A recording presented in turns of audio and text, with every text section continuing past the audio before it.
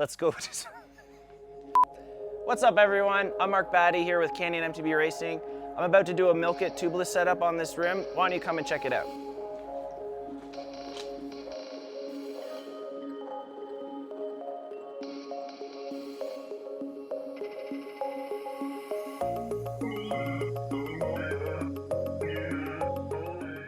Okay, so a few of the items that you're going to need to be able to install the tubeless setup is you're going to need the MilKit valve, you're going to need a valve stem remover, you're going to need MilKit sealant itself, rim tape if your rim doesn't already have it. I'm going to show you how to install this as well.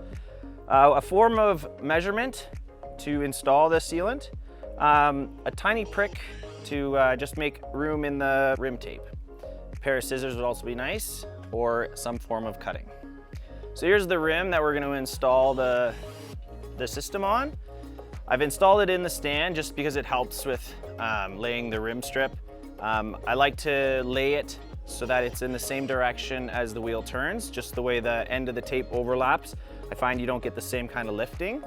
Another thing you want to do is make sure all this old sealant or any glue or anything on the rim where the new rim strip is going to go, you want to make sure that's completely removed. I like to use rubbing alcohol.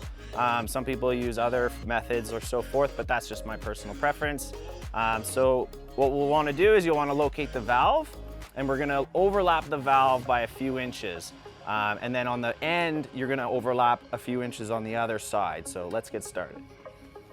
So this is a 25mm rim, so I'm going to be using 25mm rim tape. I've got my fingers on the end here, but I am going to cut that little bit off. As you can see here, this is where my valve is, and that's kind of where you want to start and stop. Like I said, we want to overlap by a few inches, so I'm just going to line it up. Press it from the middle in. Now what I'm going to do is I'm just going to pause here for a second. I'm going to take my scissors and I'm going to cut that piece off that my fingerprints were on.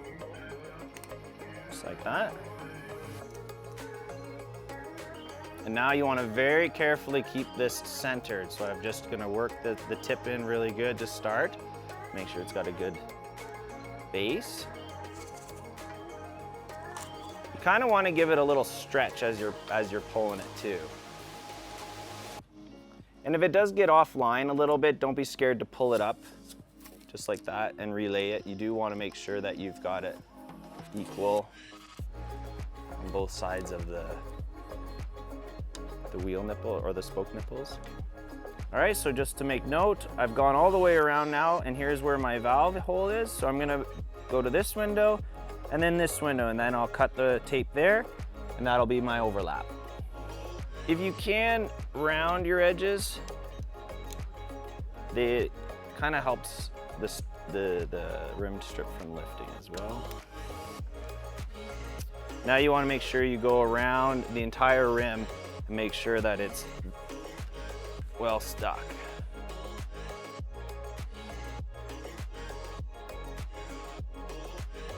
So once you've got your rim strip permanently attached on there, you're going to take that pokey device like I said before, and you're going to come in from the other side just to make sure that you don't have any issues finding where this the valve opening is there. So you just want to be very gentle because you don't want to lift the rim strip as well, so you want to make sure that it is quite sharp. And once you get it started there, then I'm going to come from the other side.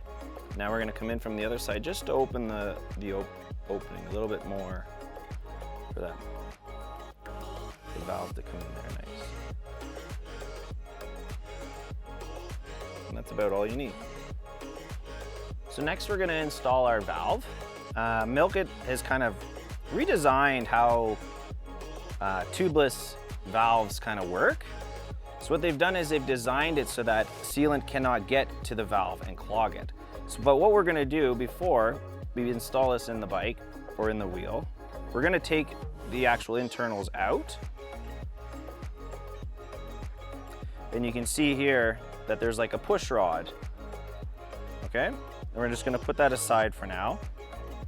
And we're going to leave the valve core out because the syringe that we have can actually go in, pierce the shield, and actually fill it all within the valve and next to no mess. So let's get this installed. and then we'll get the tire on and we'll get some sealant in there. Now we're gonna install the valve into the rim. Just give it a light pull in there to make sure it seats in there nice. Sometimes if the rim tape is not got a big enough opening, the valve stem won't go in as far as it needs to get a good seal. Now that the valve stem's installed, we're gonna mount the tire of choice. We'll see you in a minute. For a 29-inch wheel, MilKit recommends 100 to 120 mLs. So what we're gonna do is we like to run about the 100 mLs just because we're racing. So here we got it all shook up good. You wanna make sure that you're on level ground and this doesn't fall over because you don't wanna make a mess. This syringe has a 60 mLs, so we'll fill it to 60 and then we'll do it again and fill it to 40. Just put this right into the valve and you'll feel it kind of go through that secondary there. And now you just slowly squeeze in, monitoring that it's not coming out in case your bead is on the wrong side of the valve.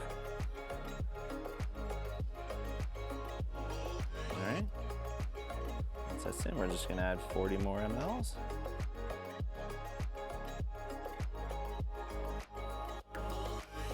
Now that the sealant is all inside the tire, we can go ahead and reinstall the valve stem. Make sure it's snug.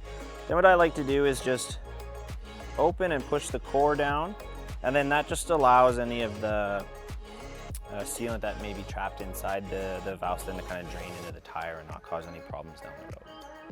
So MilKit has a bottle that can give you a really quick burst of air, almost like an air compressor. So basically you just pre-fill this bottle with a traditional floor pump. There is pressure settings on here, which I believe is around 160 PSI, so you wanna make sure you don't exceed that. All right, here we go. We're gonna try to hit this fast and blow this tire up.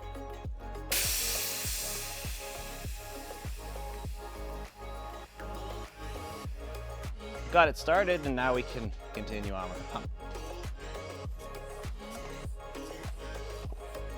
So once you got the tire fully set on all the beads, what you want to do is you either want to put it on your bike and go for a ride right away, or just put it in your hands and rotate the sealant around so that it gets a nice even coating on the inside of that tire.